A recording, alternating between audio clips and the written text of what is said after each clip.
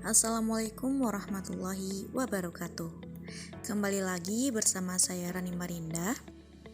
Pada video kali ini saya akan menjelaskan tentang surat menyurat. Yang pertama yaitu pengertian dari surat. Surat adalah suatu sarana untuk menyampaikan informasi secara tertulis dari satu pihak kepada pihak lain. Informasi dalam surat dapat berupa pemberitahuan, pernyataan, permintaan, laporan, pemikiran, sanggahan, dan lain sebagainya. Selanjutnya, tujuan dari surat yaitu menyampaikan informasi kepada pembaca surat, mendapat tanggapan dari pembaca surat tentang isi surat, dan ingin mendapatkan tanggapan dan menyampaikan informasi kepada pembaca surat. Fungsi dari surat yaitu sebagai sarana komunikasi dan alat penyampaian pesan. Surat terutama secara resmi juga berfungsi sebagai 1. Wakil dan penulis atau pengiriman, 2. Pedoman dalam pengambil tindakan, 3. Alat pengingat atau berpikir, 4. Media alat bukti duta komunikasi, 5. Alat tata usaha, dan 6. Pengukur maju mundurnya aktivitas suatu usaha.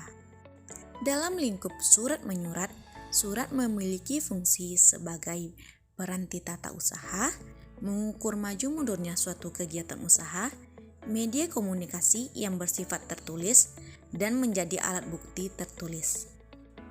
Jenis-jenis dari surat. Yang pertama yaitu jenis surat berdasarkan isinya. Ada surat pribadi. Surat pribadi adalah alat komunikasi penyampaian informasi dari seseorang kepada orang lain atau dengan instansi.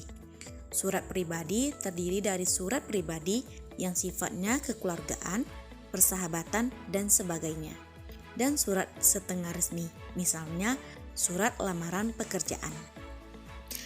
Surat dinas adalah surat menyangkut soal tugas atau menyangkut segi kedinasan baik perusahaan atau instansi pemerintah.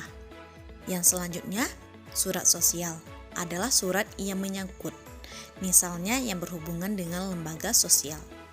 Dan yang terakhir, surat niaga adalah surat yang dibuat oleh badan usaha yang berhubungan dengan masalah niaga atau perdagangan. Yang kedua, jenis surat berdasarkan wujudnya.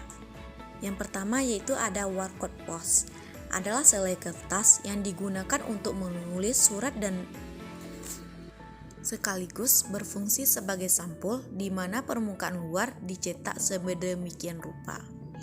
Yang kedua ada kartu pos, adalah lembar kartu yang berukuran 10 x 15 cm yang dapat digunakan untuk menulis surat singkat dan tidak bersifat rahasia. Yang ketiga, surat bersampul, adalah surat yang memakai sampul dan mempunyai kelebihan sebagai berikut.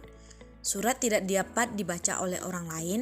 Yang kedua, dapat mengirim berita yang cukup panjang. Yang ketiga, dipandang lebih sopan. Yang selanjutnya ada memorandum dan nota yang digunakan untuk surat menyurat kantor atau organisasi yang sifatnya informal. Dan yang terakhir ada telegram. Telegram adalah pemindahan telegram dengan bantuan pesawat telegraf dalam jarak jauh. Yang ketiga, jenis surat berdasarkan keamanan isinya. Yang A, surat sangat rahasia, adalah surat atau dokumen yang berhubungan dengan keamanan negara. Surat ini diberi tanda dengan SRHS atau SR. Yang B, ada surat rahasia, adalah surat rahasia yang isinya tidak boleh diketahui oleh orang lain sebab sifatnya rahasia. Surat ini diberi tanda dengan RHS atau R. Yang C, surat biasa, adalah surat yang tidak bersifat rahasia. Artinya, jika surat terbaca oleh orang lain, tidak akan merugikan yang bersangkutan. Yang keempat, jenis surat berdasarkan proses penyelesaiannya. Yang A, sangat segera, yaitu surat yang segera atau dalam waktu singkat harus disampaikan kepada si penerima. Yang B, segera, yaitu surat yang isinya harus diselesaikan atau diketahui oleh penerimanya. Yang C, biasa atau surat yang tidak memerlukan penyelesaian secara cepat. Prosedur pengelolaan surat masuk. Yang pertama yaitu penerimaan. Sebagai langkah pertama sebelum sekretaris membuka dan membaca isi surat, kemudian meneruskan kepada yang berhak adalah penerima. Cara pengurusan penerimaan surat dilakukan dengan cara mengumpulkan dan menghitung jumlah warkat yang masuk, meneliti ketepatan alamat, menggolongkan surat sesuai jenisnya, dan menandatangani bukti pengiriman pada kartu atau buku sebagai tanda bahwa surat telah diterima. Yang kedua, penyortiran. Penyortiran surat ini yaitu menggolongkan surat di mana ada surat pribadi atau surat dinas dan memisahkan surat pribadi untuk pimpinan, sekretaris, atau bagian lainnya, dan membagi surat dinas menjadi 3 golongan, yaitu surat dinas rutin, penting, dan rahasia, serta membaca dan meneliti isi surat agar dapat memberi saran kepada pimpinan sepanjang diberi wewenang untuk masalah itu. Yang ketiga, pencatatan. Pencatatan surat masuk dilakukan guna memberi keyakinan akan ketepatan atau pencatatan pada buku induk.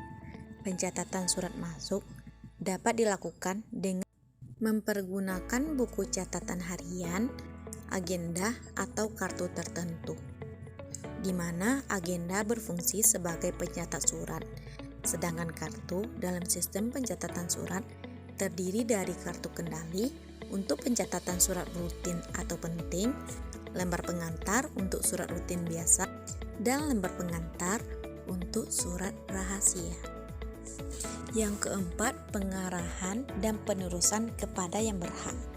Untuk meneruskan dan menyerahkan surat kepada yang berhak mengolah, terlebih dahulu perlu dilengkapi dengan lampiran berupa lembar disposisi pada surat tersebut.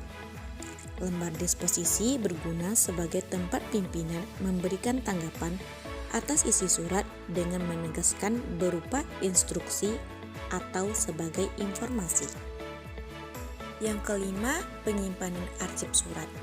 Arsip surat dari pimpinan masih bersifat dinamis. Artinya, sewaktu-waktu masih dipergunakan untuk bahan pertimbangan.